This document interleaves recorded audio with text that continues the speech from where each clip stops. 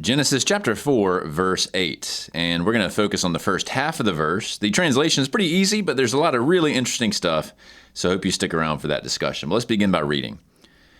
Ke apen Kain pros Habel, tana delphon altu, di elthamen eis tapedion.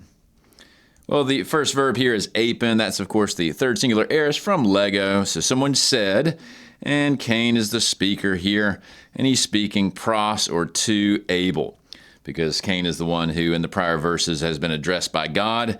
So now things are getting a bit ominous because he's now going to address Abel out of this sense of shame and frustration about the sacrifices.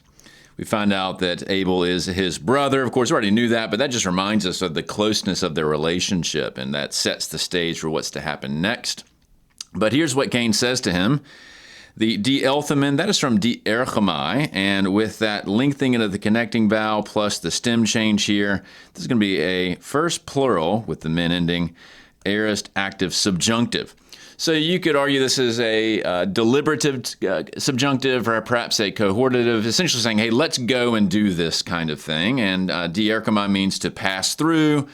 You could even argue in this case is something to the effect of let's go out together towards something, and they're going to go eis to tapedion. Pedion means a field, like agriculturally speaking. So he says, hey, let's go out to the field. So the translation here is actually pretty straightforward. We'll get to the second half of the verse in the next video, but if you want to stick around, I have a few very interesting observations to make about this last bit, the di-elthamen eis tapedion. As I just translated, the Septuagint says, and Kain said to Abel his brother, let us pass through, or let's go out to the field. That's straightforward enough. But if you look at the Masoretic text, that is the Hebrew from, call it roughly 1000 AD, that is the basis of our modern translations, you'll see something like this. And Kain said to Abel his brother, period. That's it. There is a second half of the verse, but it just says, Vayomer Kain el Habel achiv, which is his brother. You don't have, let us pass out or go out through to the field. It's really interesting, so we need to dig into that. But if you look at like the Vulgate, which is also derived from the Hebrew, whatever it was at that particular time by Jerome and his associates, it says, Kain said to his Abel, his brother, and then you have this phrase here, which basically means let's go outside. So you have something there about what Kain actually says. In other words, the Masoretic just has Kain said to Abel, his brother, but doesn't actually give us the recorded speech of what he says. The Septuagint and the Vulgate, and as we'll see here in a second, others do have some sort of phrase. So let's take a look at what some English translations do with this issue where the Masoretic and the Septuagint don't agree really at all. They have this massive difference in the content of what Kain says or does not say to Abel. Let's start with the Christian Standard Bible, just to pick one out of a hat. And the CSB is a translation that's going to try to stay pretty close to the underlying text. And, no translation is technically word for word, but it's going to be fairly strict in its translation. So we look at verse 8. Here's what they say. And keep in mind that the Christian Standard Bible, as with pretty much every modern translation, is based on the Masoretic text. But what does it say here for verse 8? Kain said to his brother Abel, so far so good. But notice you have the quotation, let's go out to the field. Even though, as we saw in the prior slide, it's not in the Masoretic text that the CSB otherwise uses. So let's take a look at this footnote H. If we go down to the bottom of the page, you'll see this footnote that they say that the Samaritan Pentateuch, the Septuagint here, the Syriac Peshitta, and the Vulgate, they all have that reading or something like it. Let's go out into the field. Of course, we already saw that previously.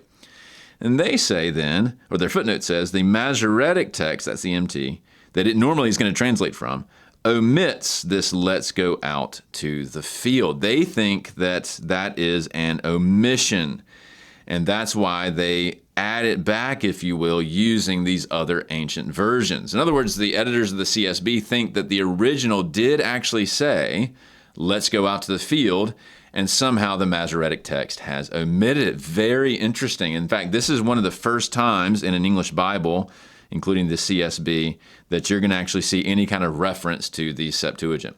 So very interesting stuff. Now, let's take a look at a different option, the English Standard. And the English Standard is actually very similar to the CSB in terms of overall translation philosophy, and in terms of the translation base that is used. What do they do, though? Well, look at verse 8. They simply have, Cain spoke to Abel, his brother. And then we'll get into the second half of the verse later on. They don't have, let us go out into the field.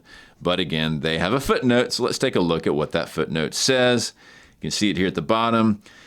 They first list the word Hebrew, and by that they mean Masoretic text. In other words, by listing that first, they say that what we have given you in our translation is what we find in the Hebrew, i.e. the Masoretic text, and it lacks that last quoted phrase, the let us go out into the field. Then they go on to say, well, the Samaritan Pentateuch, the Septuagint, the Syriac, and the Vulgate. Notice those are the same four that we saw for the CSB footnote. They're just not abbreviated. Add, let us go out into the field.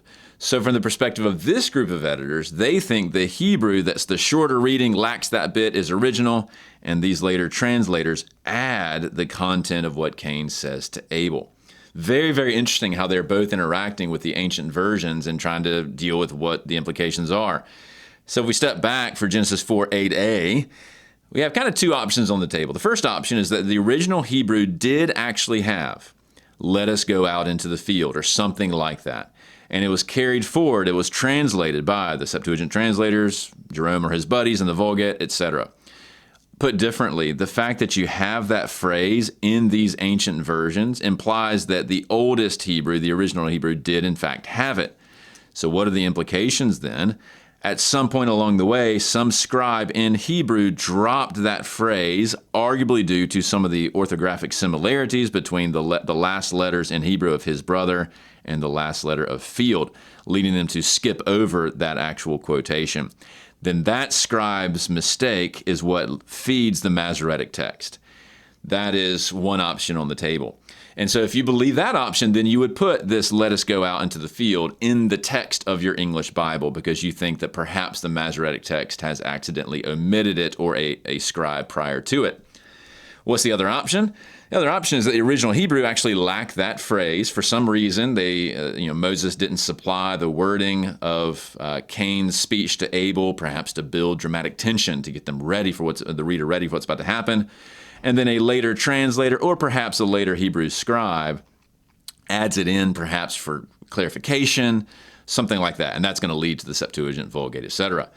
And what's interesting is that our two major additions here fall in those two camps. The CSB takes option one, where it does think that the original Hebrew does have the phrase, but the Masoretic dropped it.